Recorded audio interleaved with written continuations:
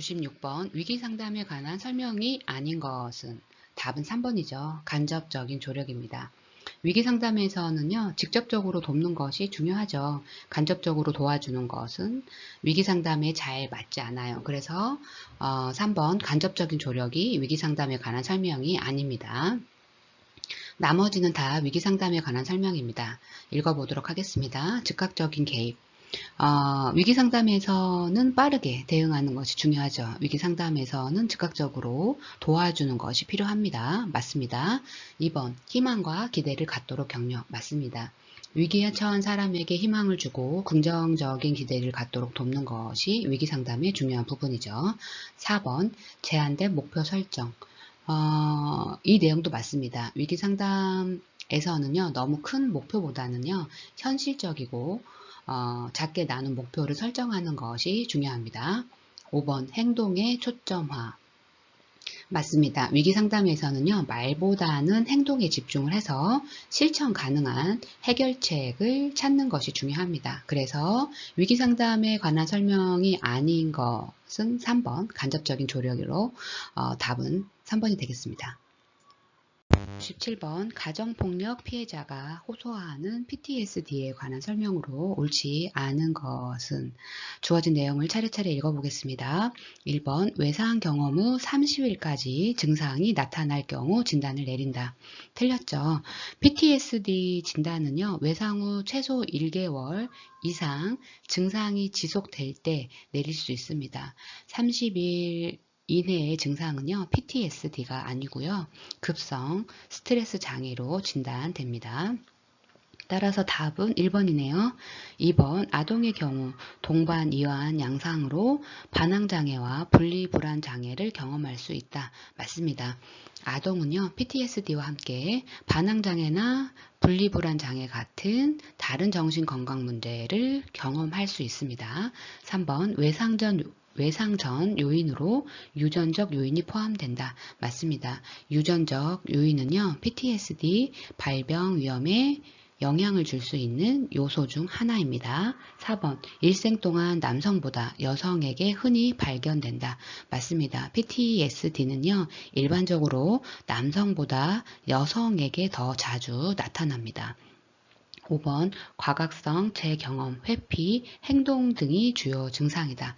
맞습니다. PTSD의 주요 증상으로는요, 과각성, 외상사건의 재경험, 회피, 행동 등이 포함됩니다. 따라서 정답은 1번입니다. PTSD 진단은요, 외상 후 최소 1개월 이상 증상이 지속되어야 하므로 외상 경험 후 30일까지 증상이 나타날 경우 진단을 내린다라는 설명은요, 옳지 않습니다. 1번입니다. 98번 힐의 위기가족에 관한 설명으로 옳지 않은 것은 1번 가족 구성원의 지각과 판단에 따라 위기성이 결정될 수 있다.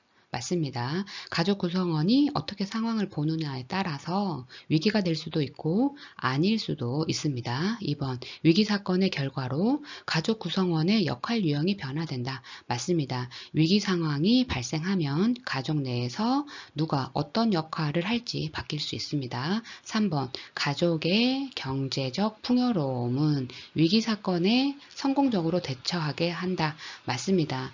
돈이나 자원이 충분하면 위기 상황에 대처하기가 더 쉬워지죠. 4번 위기가족 평가는 가족의 구조를 파악함으로써 시작된다. 맞습니다. 위기 상황에서 가족이 어떻게 구성되어 있는지를 이해하는 것이 첫 단계입니다. 5번 적응의 공통 과정을 위기 해체 재조직 회복으로 설명한다. 이 내용이 옳지 않습니다.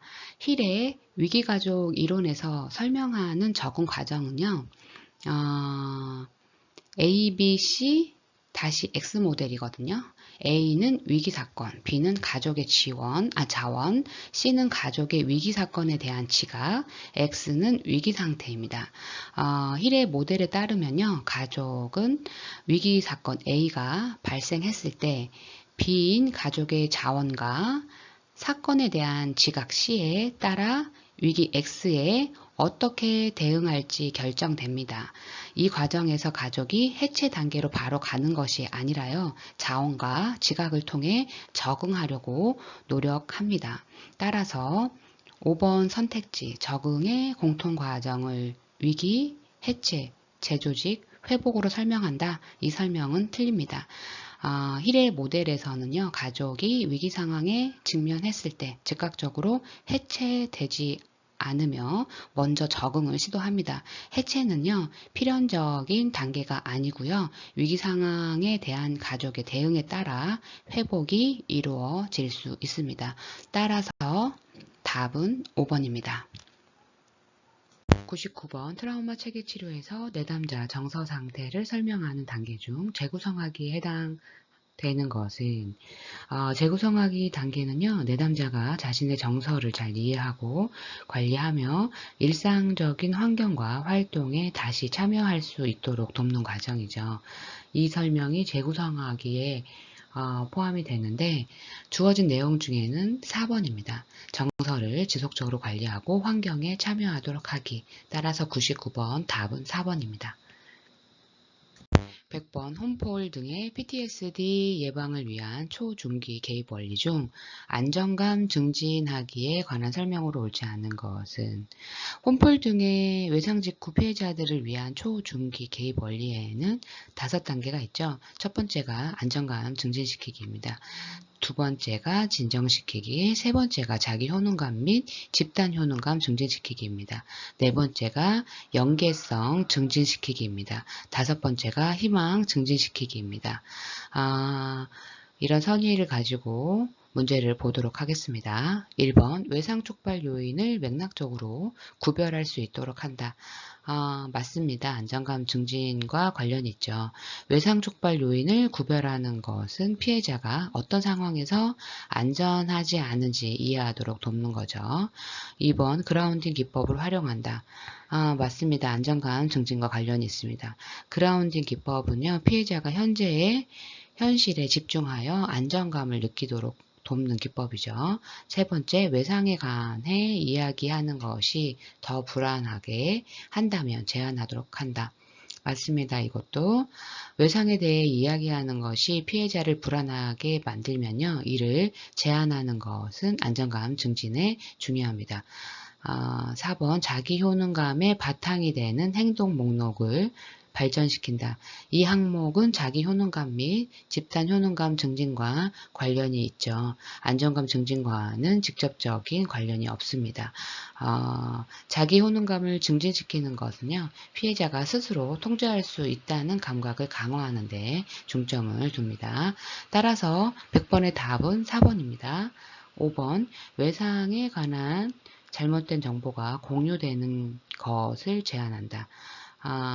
이것도 안정감 증진에 해당이 되죠. 잘못된 정보는 피해자의 불안을 증가시킬 수 있으므로 이를 제한하는 것은 안정감 증진에 관련이 있습니다. 따라서 100번의 답은 자기 효능감의 바탕이 되는 행동 목록을 발전시킨다. 이 내용이 안정감 증진과는 관련이 없고 자기 효능감 및 집단 효능감 증진과 관련이 있어서 답이 됩니다.